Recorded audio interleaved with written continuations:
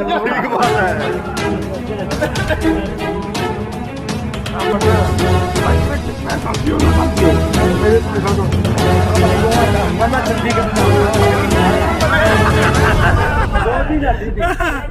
प्रधान जी, आज किस विषय को लेकर ये प्रेस कॉन्फ्रेंस बुलाई गई है? देखिए, लगभग 9 दिन पहले जैन साहब की फैक्ट्री के अंदर 3 अपराधियों द्वारा रात को 1-1:30 बजे घुसकर वहाँ पर लूटपाट की गई।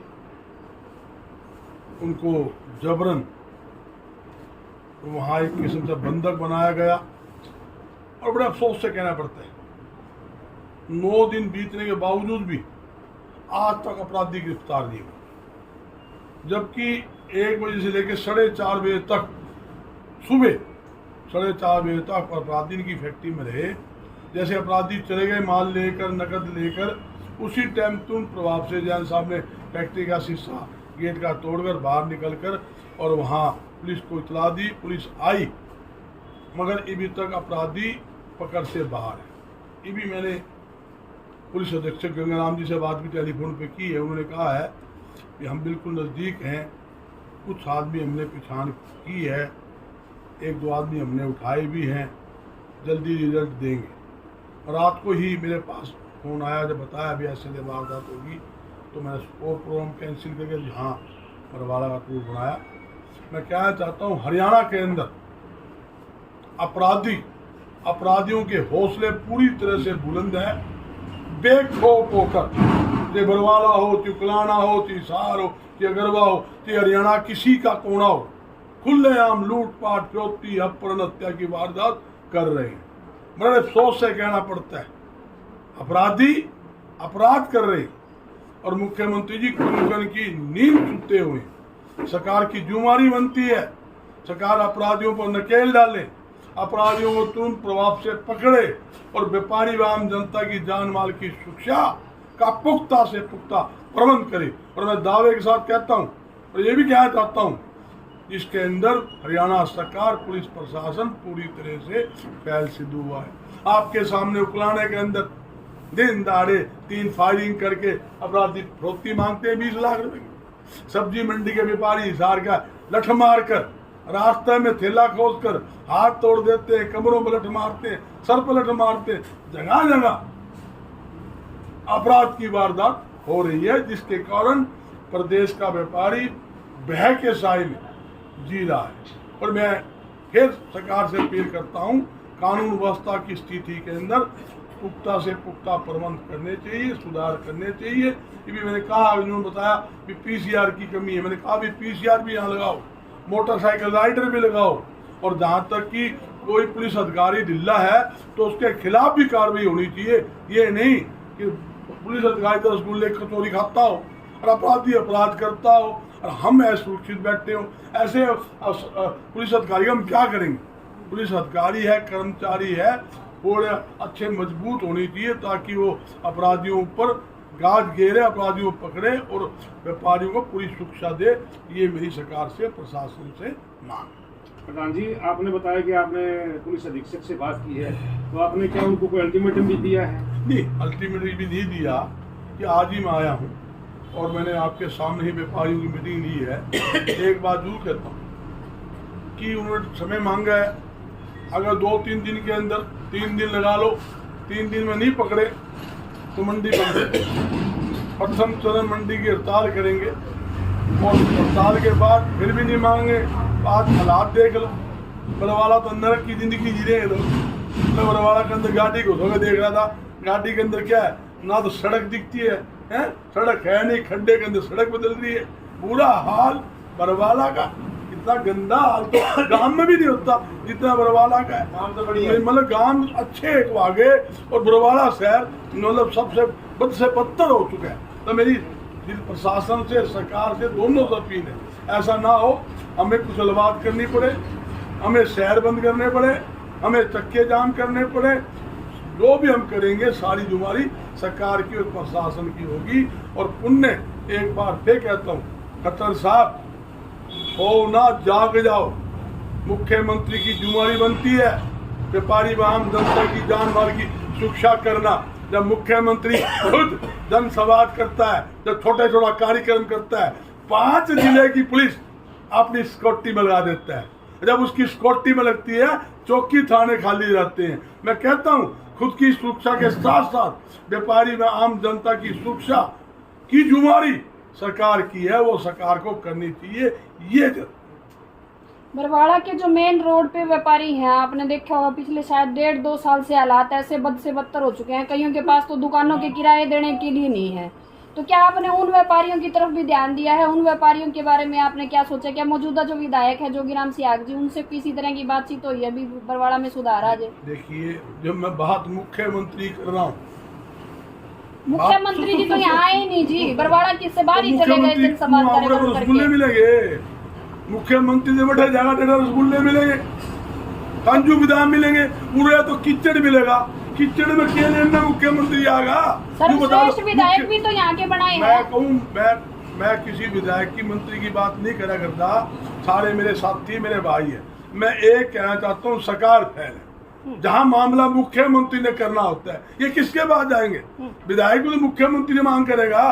जब हमारी सीधी बात है, सीधी बात मुख्यमंत्री से, टकरा होंगे सरकार के साथ होंगे, लड़ाई करेंगे मुख्यमंत्री के साथ करेंगे। और मैं कल कहूँ एक सिपाही से माथा मारूंगा, क्यों? मैं पुलिस कप्तान से माथा मारूंगा, डीजीपी से माथा मारूंगा, जहाँ मेरा लेवल बनता है उससे बात करूंगा। मैं कहना चाहता हूँ, जहाँ बरवाड़ा के अंदर बद से बदतर स्थिति हो रही है, हालात खराब है, सरकार की जिम्मेदारी बनती है, प्रशासन की जिम्मेदारी बनती है तो उसका विकास कार्य कराए। करोड़ों रुपए टैक्स किस बात के लेते हैं? किस बात का जीएसटी लेते हैं? किस बात का इनकम टैक्स लेते हैं? किस बात का मार्केट फीस लेते हैं? टैक्स लेने में सरकार के तो लेवल है, लगाने का मतलब नहीं, फर्जी बिल बनाने का मतलब है, उठाने का मतलब है।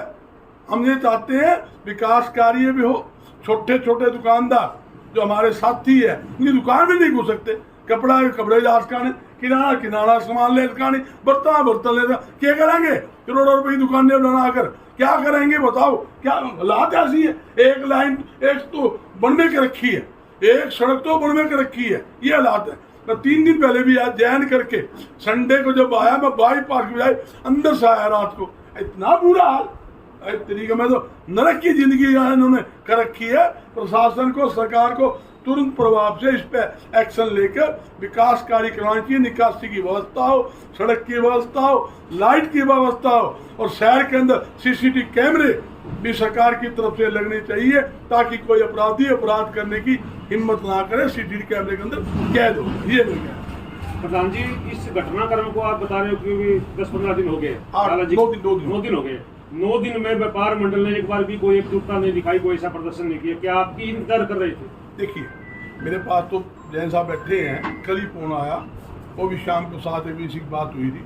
उसी टाइम मेरा प्रोग्राम लगा सही तो बाहर का था, मैं कैंसिल करके दादिया प्रोग्राम भी आने प्रोग्राम था, मैं कैंसिल करके मैंने यहाँ प्रोग्राम बनाया। उसी टाइम मैंने जयनाथ जी को फ़ोन किया, रतन लाल जी किया, विनोद को फ़ोन किया, और सिट्टू जी को किया, पवन जी मित्तल को, सबको फ़ोन किए।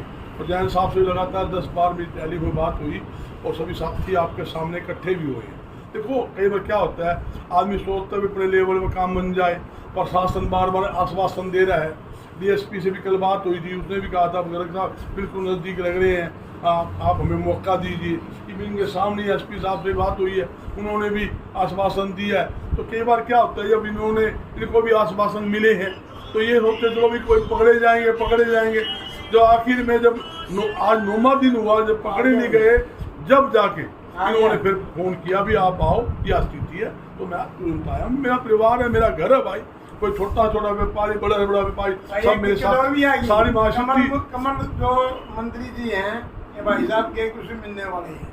कई हमारे दिमाग में कई बार ये भी आ गई मंत्री जी की सिफारिश से काम सिफारिश से मिल जाए। मैं भगवान की माता को नहीं बोलता, हमारे मन में यह बात भी आ गई, मैं शायद कमल गुप्ता का सिफारिश है, मैं उनको काम सेटिंग हो।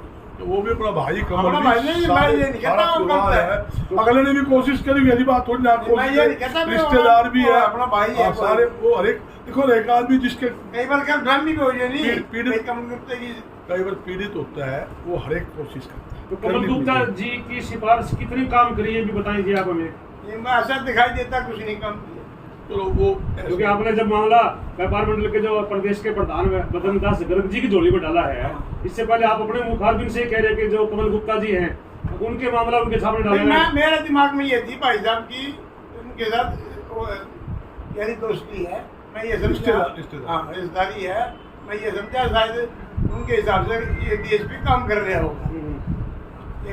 मेरा लगा रहे थे तो रिजल्ट धरातल पर 0 माने 0। देखो जब तक असली मुलजिम ना पकड़े जाए तो सारे 0, तब तक सब जीरे हैं, मतलब -0 है।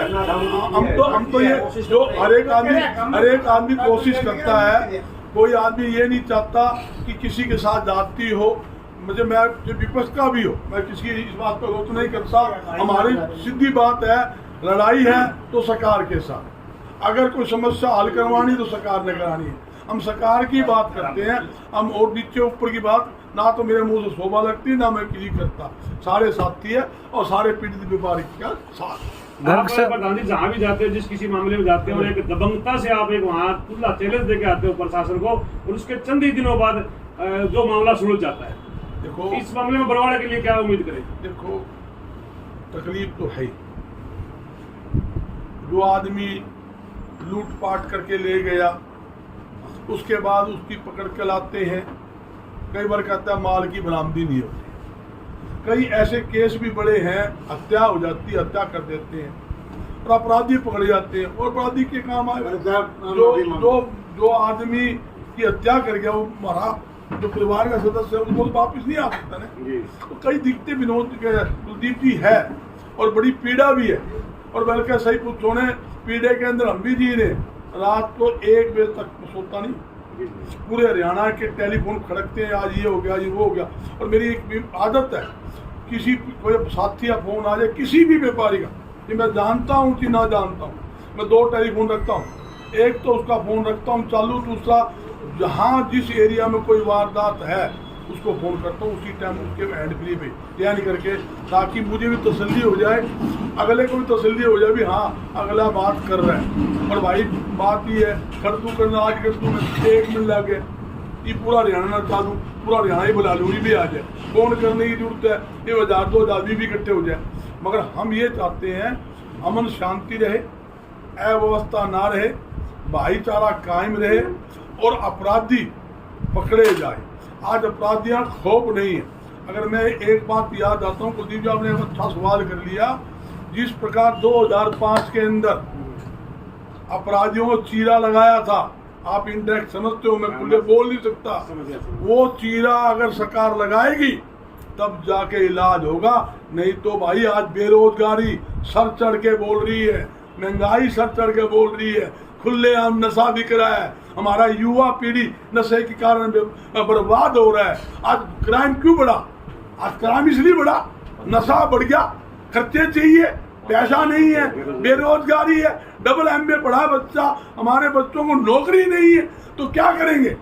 तो आज सबसे बड़ी जरूरी है अपराध पर अंकुश लगाए, नशे पर अंकुश लगाए और बेरोजगारों को रोजगार सरकार दे। और दावे के साथ कहता हूँ हरियाणा के अंदर अपराध नहीं रहेगा, इसमें कोई। गर्ग साहब, जिस प्रकार से देखा जाए मुख्यमंत्री जनसंवाद के कार्यक्रम कर रहे हैं और वो कह रहे हैं उन्होंने पूरी तरह से मतलब कि कानून व्यवस्था और व्यापारियों की सुरक्षा के लिए पूरे प्रबंध किए हुए हैं, उसके बारे में आप क्या कुछ कहना चाहेंगे? तो आपको ही पता है, आपने सवाल कर लिया, अपने मन से जवाब ले लेना। मैं क्यों कहूँगा क्या कहानी क्या नहीं। अरे ये रोज आप अखबार में पढ़ रहे हो, चैनल में देख रहे हो, काम क्या हो गया, उकलाना क्या हो गया, नरवाना क्या हो गया, जींद कितने मर्डर जींद में हुए हैं, कितने मर्डर सिद्ध हुए हैं। क्यों मेरे सारी बातें करवाओ? सरसे के अंदर खुला नशा व्यापार भी करे, आप चले जाओ टुहाना जाकर खुले यहाँ हैं, बुक्की और जो सब अड़ंगा भी लग रहा है, इस पर रोक लगाने की जरूरत है।